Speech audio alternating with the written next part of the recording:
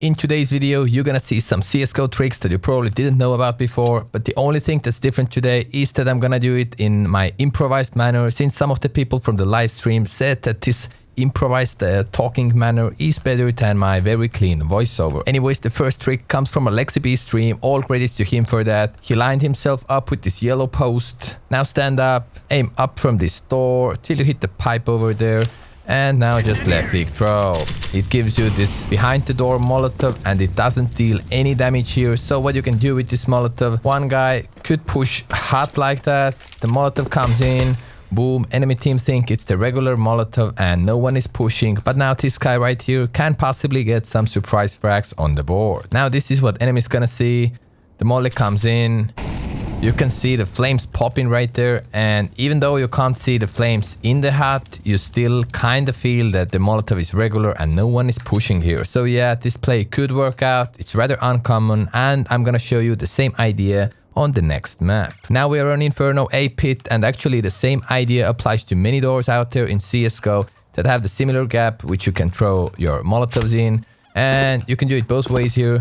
The first way I found out is the team play move. So one guy comes into this corner, aims kinda in the middle of this wall right there.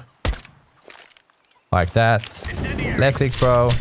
The Molotov lands into the door. The other guy on balcony can now start his surprising move and maybe catch someone off guard. In my opinion, this molly is visually even better because A-Apps guys right here can see the flames till the Molotov expires. So it may actually make them afraid of this place. The other way you can do it here is the solo way when you're the A balcony player. I'm not gonna show you any proper lineups. You can work them out yourself, but I would just, do a feeling right click throw right into the basket and now start my move.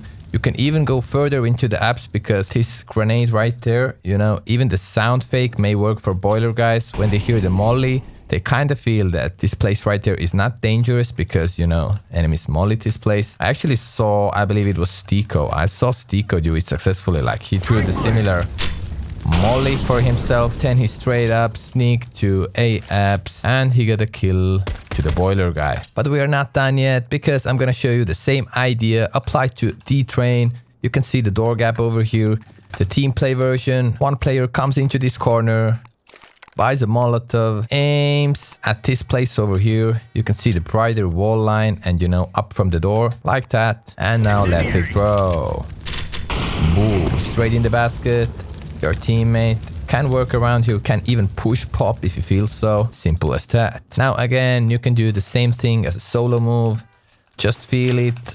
Right click throw in the basket, and visually again it looks pretty good. You can stand in the flames, nothing happens, and it may, it may catch enemies off guard. See, since you can hear the Molotov and you can see flames in this corner, enemies actually might feel that it's clear and come down from ladder. So pretty nice fake way to fish your enemies into a trap.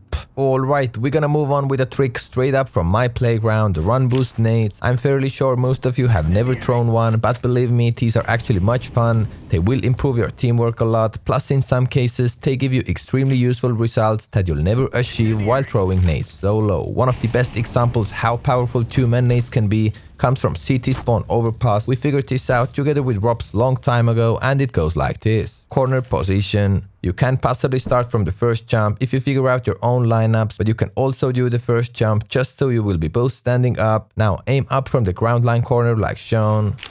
Then do the next jump, which is assigned for both of you to start running right after that. Run till your left side of the screen hits the green bin plus 10 jump throw. Molly will fly downwards like Logan Paul's reputation after Japan and land on those outside monster stairs. It surely is a nice early round surprise for tees who are pushing either B short or B monster. If this Molotov is not subscribe worthy, I really have no idea what is.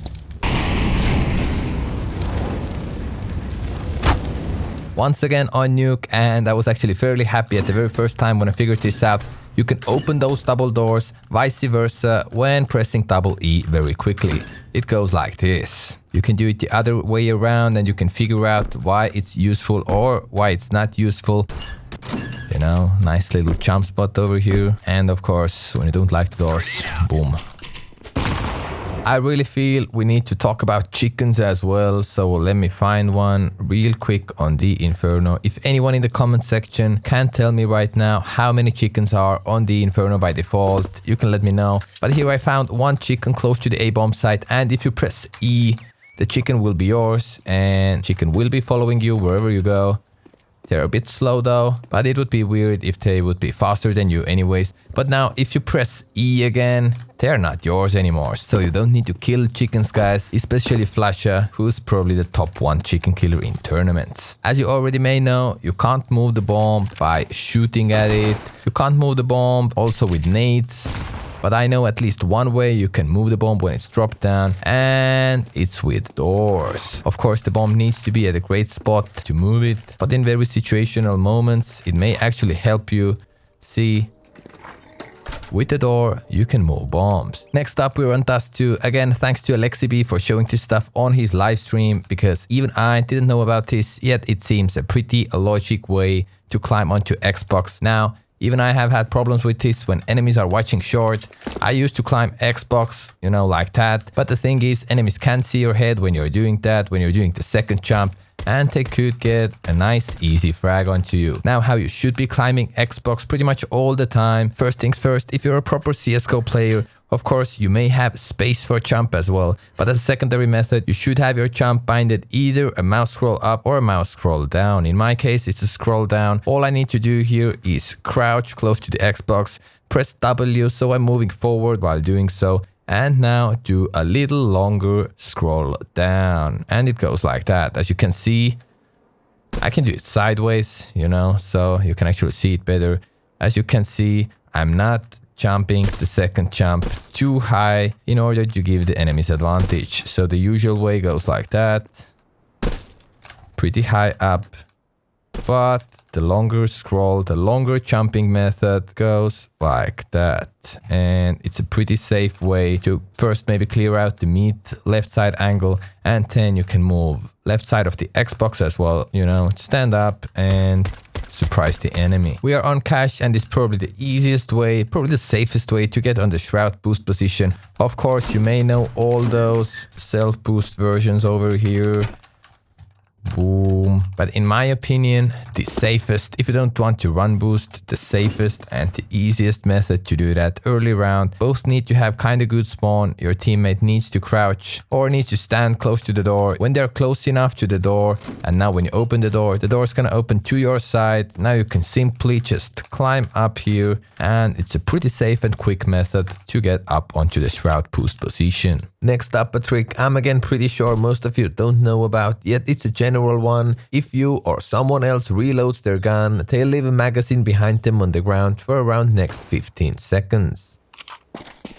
In theory, it could be useful, for example in clutch situations, so if you spot the magazine you know that someone must be close, but in reality, in my years of playing CSGO, knowing this trick really haven't helped me at all. It's just another cool useless fact to learn from here, to simply brag to your friends about it, super general.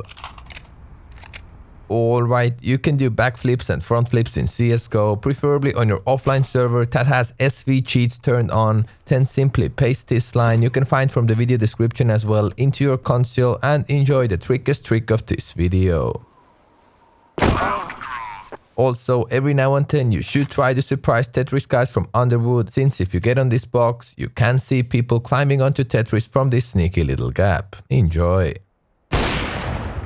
We are on overpass connector, and usually people use those thingies right here to get onto those sneaky spots solo, but actually it's probably the most useful as a T. But you can do a nice little two-man tower, the bottom guy is crouching, and you can peek easily short like that.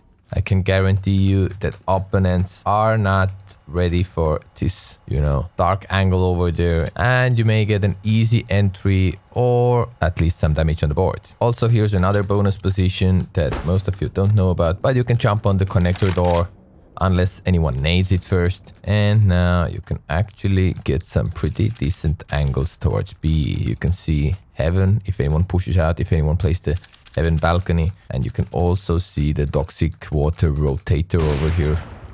If they decide to move, it may be a wrong choice by them. I feel people kind of sleep on that, but you can climb this highway roof from heaven from the E-box right there, and with the help of your teammate, you actually can climb the same roof from the third angle, from the third direction. You simply both climb on this edge, then you do the boost, and the top guy can jump onto the roof and possibly, you know, surprise the truck angle, maybe surprise some other angles, depends on your situation. But to be honest with you, I have never seen it executed in a live game. So be the first, guys. Also, like the video if you enjoyed, and let me know in the comments whether you like the half improvised video a bit more than my regular clean voiceover video, or should I actually stick with my traditional style.